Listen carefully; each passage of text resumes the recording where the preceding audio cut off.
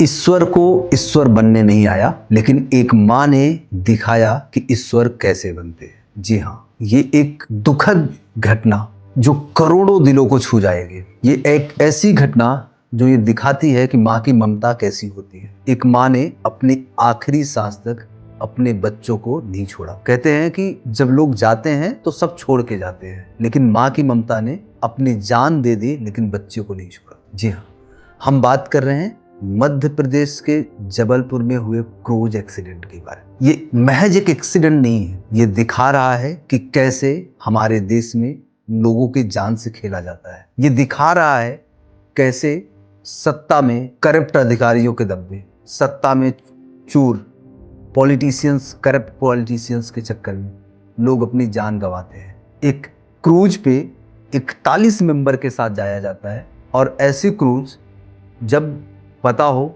आज के डेट में हमारा भारत इतना आगे है कि अगर आपके शहर में तूफान आने वाला है, बारिश आने वाला है, तो 3 घंटा पहले मैसेज आ जाता है कि आपके शहर में तेज हवाओं के साथ बारिश होगी, आपके शहर में ओले पड़ने वाले हैं। इतना टेक्नोलॉजी आगे होने के बाद, इतनी सुविधा होने के बावजूद क्रूज संचालकों को पैसे कमाने की होड़ में लोगों की जिंदगियां, 40 लोगों की जिंदगियां दांव में लगा दी। 39 टूरिस्ट और 2 क्रूज मेंबर के साथ उफनते हुए तूफान में क्रूज पलट जाता है।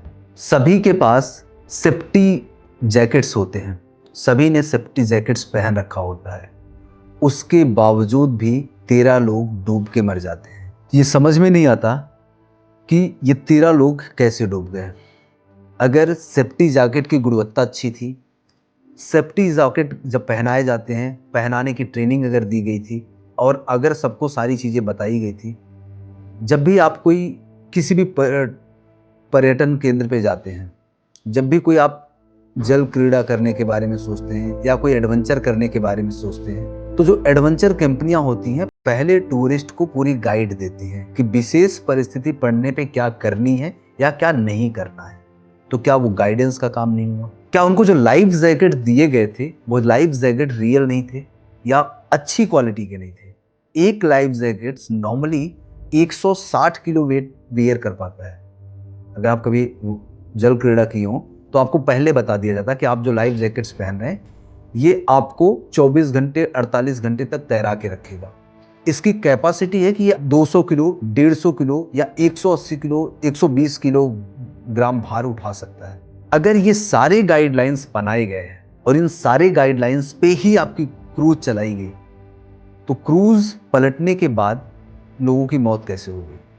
13 लोग उस पानी में डूब के मर कैसे? एक माँ और बच्चे की जो आज इमेज आती है ना, वो वास्तव में दिल को विचलित कर देने वाली है कि एक माँ ने बच्चे के प्रेम में अपनी जान दे दी। उस माँ को अगर आप ध्यान से देखें तो उसने लाइफ जैकेट्स भी पहन रखे हैं। तो ऐसा कौन सी परिस्थिति बनी होगी कि लाइफ जैकेट के बावजूद भी माँ बच्चे के साथ डूब जाती है 15 घंटे तक, और डेथ होने के बाद बॉडी आती है? तो क्या ये गुणवत्ता पे नहीं सवाल उठना चाहिए? क्या ये सरकार की या क्रूज चलाने वाली संस्थाओं पे ये सवाल नहीं उठना चाहिए कि कैसे हुआ ये? और अगर हुआ तो ये जांच का विषय है। क्या जांच करके उन लोगों को जो उसके दोषी हैं उनको सही मामले में सजा मिल पाएगी? ये सब कुछ सवाल है। जब घटनाएं घटती हैं हम देखते हैं, हम भावुक हो जाते हैं, लेकिन सवाल नहीं पूछते। आज से 4 महीना बाद हम में से शायद कोई ना याद रख पाए कि उस घटना के लिए क्या हुआ, क्या वास्तव में जो दोषी थे उनको सजा दी गई या नहीं दी गई। उम्मीद है कि सरकारें अपना काम अच्छे से करेंगी, दोषियों को सजा देंगी, और भविष्य में ऐसा कुछ ना हो इसका प्रबल प्रबंधन करेंगे। क्या फिर से हम वही दोहराएंगे कि अगले 4 महीने बाद, 2 महीने बाद घटना को भूल जाएंगे, दोषी फिर से कोर्ट चक्कर काटेंगे, बेल लेंगे और फिर अपने काम में लगेंगे? या फिर ईमानदारी के साथ सरकार उनको सजा देगी और हम आप उसका अवलोकन करेंगे? ये सभी सवाल हमारे जहन में बने रहे। आप सभी का धन्यवाद ग्राउंड रियलिटी पॉडकास्ट की तरफ से।